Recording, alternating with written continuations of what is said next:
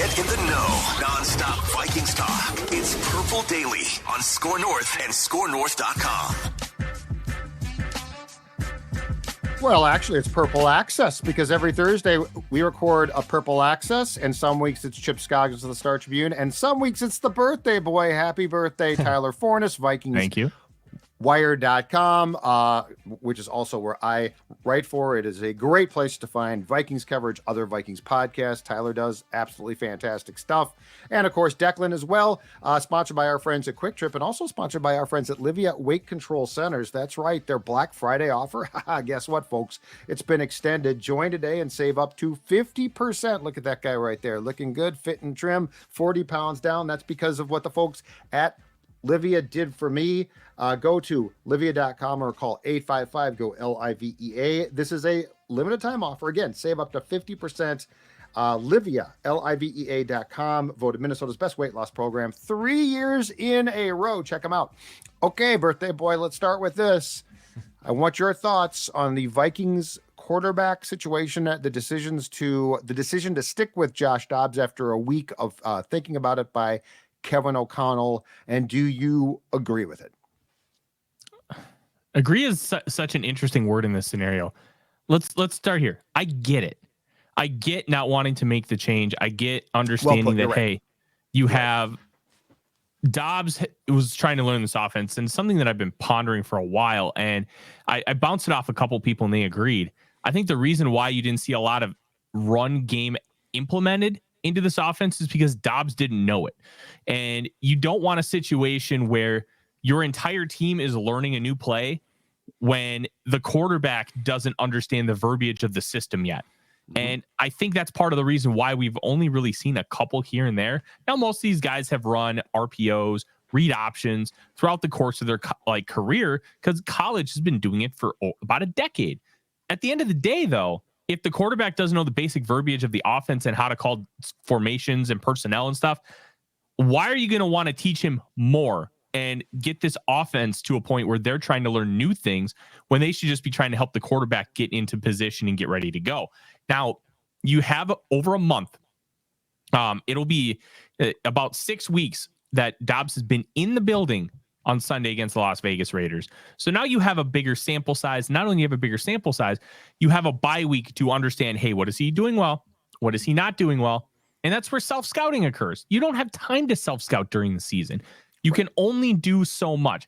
So now you have that deep dive. You have Dobbs getting more time to get comfortable and get ready. And then now you can start implementing some of that run game stuff.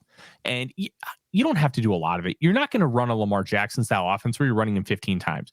5 to 10 plays where you're getting him on the move, whether that handing off, a read option, an RPO, a bootleg. Just add it. Make it a viable weapon that the defense has to account for. It's not just Josh Dobbs scrambling. It's Josh Dobbs getting creative runs. And you know what? If he stinks on Sunday, I bet they pull the plug. I think that this is a scenario where if he does not perform after the bye week, after being able to really settle in, and you know what? Dobbs deserves a break because he's had one wild season being traded from the Browns to the Cardinals right before the start of the year, and he started all 8 games. He was there, and then he comes here and has to play right away. So having that mental break can be really good for him, and we'll see how it goes. Plus, Jefferson's back, and that adds another element to this whole conversation. So I don't know if Dobbs is going to be the right choice. I understand the choice. I wouldn't have made the choice. I would have gone with Jaren Hall because I think all 3 of these quarterbacks are in the same bucket. You can, if you're rating them on a scale of 1 to 10, they're all going to come out around 5 to 6 for various reasons. Start the guy who has the best ceiling. And maybe they just don't think he's ready. And I can respect and understand that. But you're playing with house money the rest of the year. None of this really matters in the broad scheme of things, except for fun and continuing to build that culture. But you have a potential quarterback of the future in Jaren Hall. I'd like to see what he can do, but I get it from the other end as well. It might be tough to answer, but this is probably the first time in a long time that Justin Jefferson's going to have a scramble first quarterback. He goes back to Kirk with here at the Vikings. Joe Burrow is obviously very much mostly a pocket passer too. What type of dynamic does a dual threat or a guy who can get out of the pocket give Justin Jefferson here? Like, do you think they're going to be force feeding JJ a ton? Obviously, he can do a lot of things, and getting him the ball is the most important thing. But what do you kind of want to see here with Justin Jefferson and having a scrambling quarterback for like the first time and probably since high school for him? I think we need to kind of talk about what Dobbs is. Dobbs is a quarterback that can scramble. He's a pocket passer. And I think that's an important caveat to add to this conversation. He's going to try to beat you from the pocket, and he's consistently tried to do that with the Minnesota Vikings. Then once the play breaks down, I wish he would scramble a little more efficiently. He kind of does this thing where he like sets his feet and almost looks like a kid being surrounded by a bunch of school bullies in the parking lot, where he's just like, I don't know what to do. And he has that like frantic look for a second. And then he like does that loop around. Well, that loop around has cost him a couple sacks. And I want to see him be more efficient and more confident in when he decides to start scrambling. But the whole idea of the scrambling quarterback and an elite wide receiver, and this is where I'm very intrigued, Declan, because to our knowledge, and I'm going to start here until we see anything, Dobbs and Jefferson have zero chemistry, because to our knowledge, they really haven't worked together at all. Maybe a little bit here and there in practice, but how much can you actually build chemistry in a 1.5 hour practice 3 times? It's not exactly that simple. So when you're talking about a scrambling quarterback, like one of the reasons Aaron Rodgers and Devontae Adams were so good is they just understood each other. Adams knew when he saw Rodgers start doing his thing, he knew how to get open, find holes in the zone, and let Rodgers find him and attack.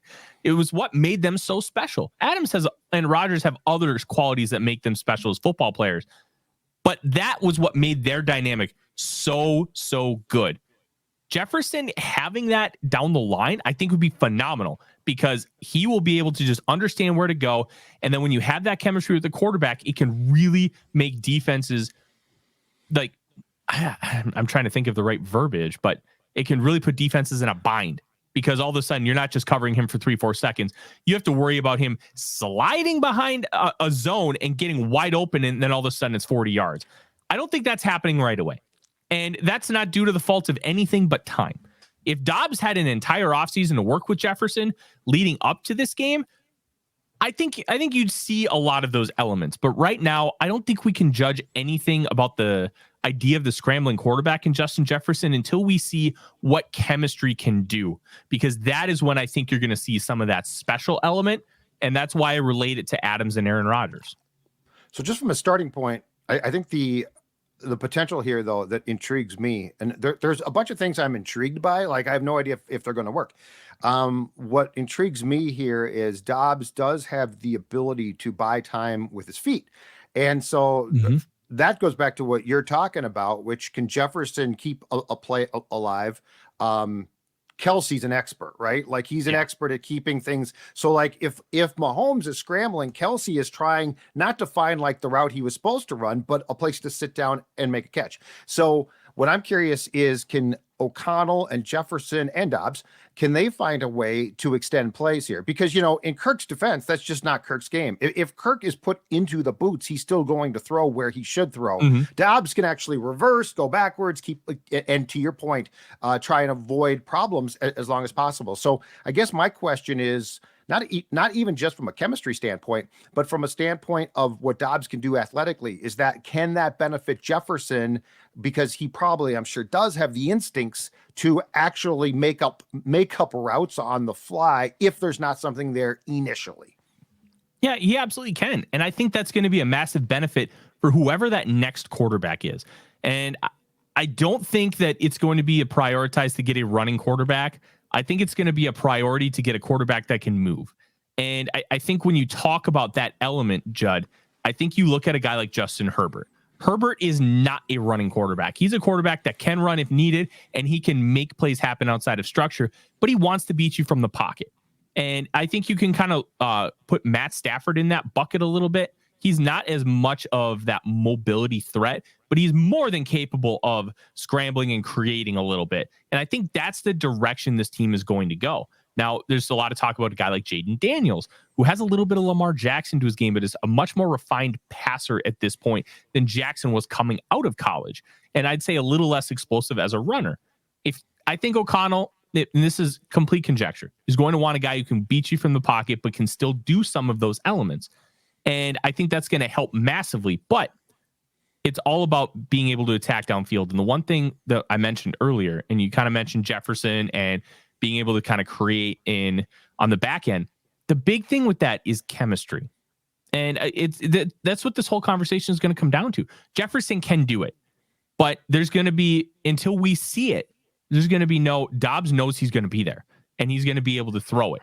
Right now, Dobbs is anticipating a little bit. He's flashing some of that, and you can see it as he starts to get comfortable with some concepts. But for the most part, it's a see it and throw it offense, because he is just not confident enough to be able to anticipate completely. And that's completely fine, because he's had such a little exposure to this team and this offense in the broad scheme of things. If Kirk was doing the things that Josh does, we'd be crucifying him for it, because Kirk has been in this offense for multiple years. He's been in this building since 2018. You should have a better camaraderie with these guys and these plays. But Dobbs doesn't. And that means something. So while guys like Travis Kelce are masters at being able to go out and maneuver and find holes in the zone, Mahomes is going to feel confident throwing it, because he has an understanding of how Kelce's going to react. Dobbs doesn't, and that's okay. But I think we need to kind of temper the brakes a little bit on that until we can really see how things are going to grow and evolve with these two. Forno, why don't you think Jaren Hall gets more of the benefit of the doubt here to get more of the starting quarterback reps, or the decision to be the starting quarterback, I really should say? Obviously, Dobbs and Mullins seemed like 1 and 2, and I know they started Hall mostly out of necessity against Atlanta because of the injuries to both Kirk Cousins and then Nick Mullins. Why do you think Josh Dobbs' name wasn't considered more to be the starting quarterback here, especially with the last 5 games of the season here and getting a good look-see at him before you make that decision? Why do you think Josh Dobbs got it more than Jaren Hall? I think they can win more easier with Dobbs than they can with Hall.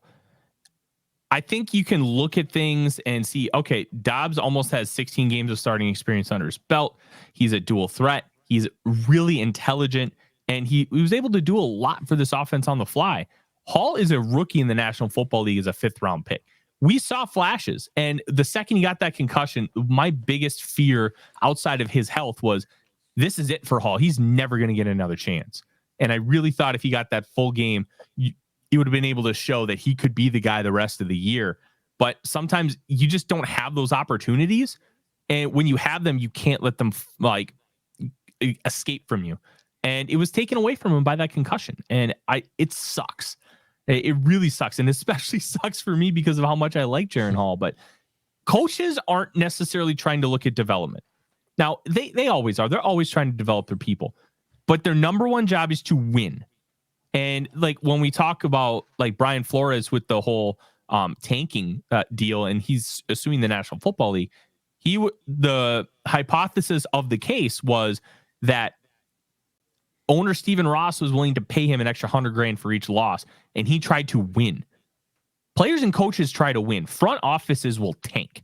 It is a coach's job to win football games. And I can easily see a path where O'Connell really believes that Dobbs is the best option to win right now. Is it best for the future of the team to start Dobbs when you think Hall could potentially be that guy? You can make that argument, and I think there's some validity to it. But I completely understand, and to a point, I agree that Dobbs right now, if you want to win on Sunday, is your best bet.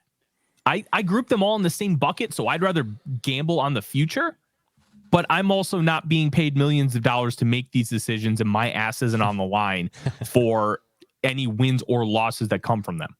Yep. And you also don't have to walk into a locker room filled with guys who you told, we're not tanking. We are going to continue to, I'm going to convince you right now that at 1-4, the season's not lost. And then to say, but we're going to take a look at Hall now. The other thing too, that we all know is this: Kevin O'Connell and this entire offensive coaching staff has seen Jaren Hall every single day, right? Mm-hmm. Development and practices. We got to look at 2 series and 2 series in fairness where he doesn't start, like Nick Mullins would have started. They literally were down to, we're either going to start the guy that we got 4 days ago in a trade or a guy who's been here. And they made the right choice there. But yeah, I don't have a problem with this because yes, as a media member or a fan, I'm with both of you guys. It'd be fun to see Jaren Hall. But I don't know how you sell that when you brought this team back from basically the brink of death and now say, well, we're sort of taking a look because Forno, you are 1,000% right. And I feel like people don't get this. Front offices can tank you. Like if Ziggy Wilf went to Kevin O'Connell today and said, here's the deal. You're starting Jaren Hall. He'd be mad. He'd be upset and he would start him. But the reality is that ends in the coach's office and the locker room. So if you tell them, hey, we want to win, they're going to make decisions that have almost nothing to do often with the following season. So I think you're exactly right. But I would just also urge that if we trust O'Connell, which I think at this point, quarterback wise, we do, if we trust him, he has watched these guys in practice a ton.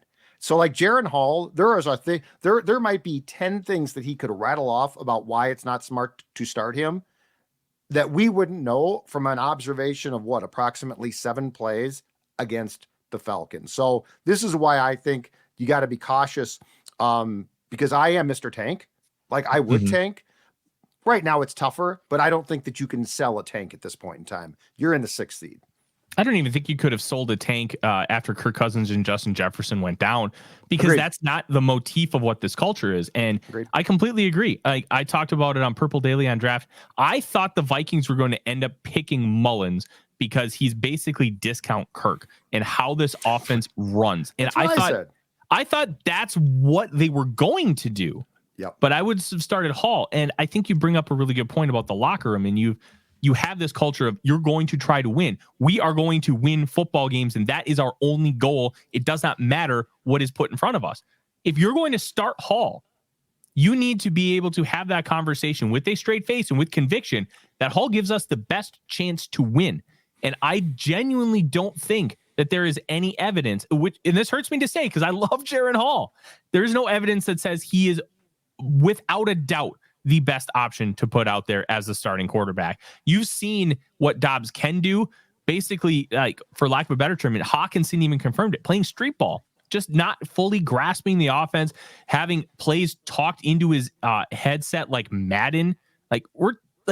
Nobody calls it curl flat, but that's what you call it on Madden because that's how you briefly describe the plays. And when you look at all of these different factors, Dobbs was the guy.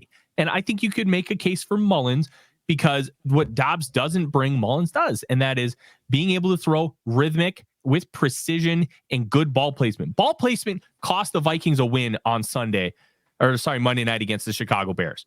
Yes, the turnovers were awful, but the defense stood up and only 3 points allowed off those turnovers. That's a big deal. If the ball was placed better on a few throws, the Vikings win that football game. And and with the bye week, you can go to these guys and be like, hey, we're going to make a change. We're going to do this, this, and this. And we're going to use the bye week to make that transition. I think the guys would have been more accepting of that rather than just like a midweek, hey, we're just going to start another guy.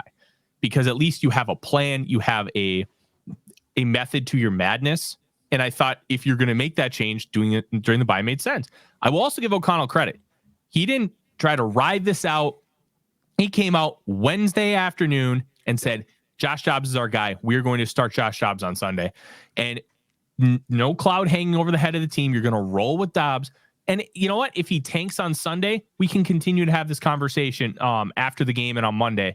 Because then you can be like, okay, Dobbs, we gave you another chance. We gave you Justin Jefferson. We gave you 2 weeks to really get yourself into it. And you're not performing. We have to go a different direction. And I think that, the team will have a more understanding rationale behind it. And they'll be more accepting of it because of how you handled it. O'Connell handled it very well throughout the process, at least from an optics standpoint, from our perspective. We don't know all the inner workings of the locker room. And we know the locker room is very different place. It's a place with a lot of testosterone, a lot of passion, and a lot of hard work. Like, we're not in there. So from our perspective, it looks like he handled it great. And we'll kind of see how things manifest throughout the rest of the year. But if Dobbs has struggles again on Sunday, we're going to continue to have this conversation. Forno, you briefly touched on it there, but what are things in this offense that you want to see Kevin O'Connell implement more now that we've had a bye week, now that we've had about 11, 12 games? And I know trying to figure out your quarterback makes your playbook limited or even expands it too. But are there elements of this offense that you haven't seen yet that maybe you're eager to see on Sunday or maybe the last just month of the season in general? The one thing that's really frustrating about this offense for me right now, where are the yard after catch opportunities for these wide receivers? Why are we still running all these downfield like hooks and ins where you're not getting a lot of yard after catch potential? And especially with Dobbs, who doesn't have the best ball placement, and the offense is just struggling. And you have Jordan Addison as your wide receiver one, a role which, let's be honest, he's just not ready for it yet. And that's okay. He's a rookie. Like asking him to be the alpha, it's okay for him not to be ready, but he still played well. I wanted to see more opportunities, and my friend JP Acosta of SB Nation's going to hate me for saying this. Run mesh, get some shallow crossers, get some traffic, and get a guy like Brandon Powell or Jordan Addison the ball in his hands. Let him go for 5, 10, 15 yards after the catch and get some of those opportunities. Manufacture yards. And we just didn't see any of that. And I wish there was some adaptation to give those opportunities and try to just manufacture yards down the field with short, easy throws in space. And that's something that has made Brock Purdy so good because Kyle Shanahan manufactures so much for him, making it easy. He drops back. He knows this is going to be open. He throws it. Deebo Samuel goes 50 yards for a touchdown against the Eagles. I'm not asking for that. I'm just asking for give these guys chances with the ball in their hands because we have players who can make it happen. I wish that we added some more of that. And I'm hoping that will be the case going forward. I feel like with Justin coming back on Sunday that we will see that more now. I think, and Jordan had a bad night, as a lot of guys did, against the Bears. I feel like for the most part, in the first 6 games that Justin missed, Jordan played for his age and experience pretty damn well. The Bears game was just a train wreck, and from Dobbs' standpoint, Addison's standpoint. But I do think what we should see on Sunday is exactly what you just talked about, Tyler, which is I think that we should see the quick hitters that have ability to gain yards. I think we've seen enough from Dobbs to know that he certainly is not going to throw the deep ball like Kirk can. So that's probably not as much a part of the arsenal, but that doesn't mean that you can't move him, as we discussed before. And that doesn't mean that you can't connect on short passes to Jefferson, which can be then turned into 15 yards, to Hawkinson, which can be turned into 10 yards. So I am hoping that O'Connell, who didn't take a vacation during the bye week and actually worked, I'm hoping that O'Connell sort of self-scouted himself, which I'm sure he did, and realized, hey, for the last 5 games or so, I'm going to have to do some things differently, because it's going to sound weird to say, but in retrospect, and we sort of talked about this at the time, but it's become crystal clear. In retrospect, what was the blessing of the Falcons game was when Jaren Hall got hurt and Dobbs replaced him, they had to basically just fly by the seat of their pants with things. The more that they tried to put in what they wanted to see, as opposed to what would benefit Dobbs. My hope is that now, from the bye week, they will have said, you know what, that didn't work. And not that it's going to be unscripted play after unscripted play, but it's going to be more of a, hey, what does Dobbs do well? And I think you hit it perfectly. Short passes, on the move, basically get a lot of yak. It might not be through the air, but at this point in time, you also don't give a damn how you get those yards. Yeah. And the one thing that I was really worried about with the whole Dobbs thing is his first, I think it was 5 quarters of play were great. Where has it been ever since? The second they got film and they were able to adjust and adapt to what the Vikings were doing, they were able to stop it. How much of that is going to change with Justin Jefferson? How much of that is going to change if they add a lot of this run action? And the weird part about this season is, Judd, we're kind of playing with house money because Kirk's out. You're dealing without your starting quarterback. This is not 1990 where the Giants can go and win a Super Bowl, Jeff Hostetler.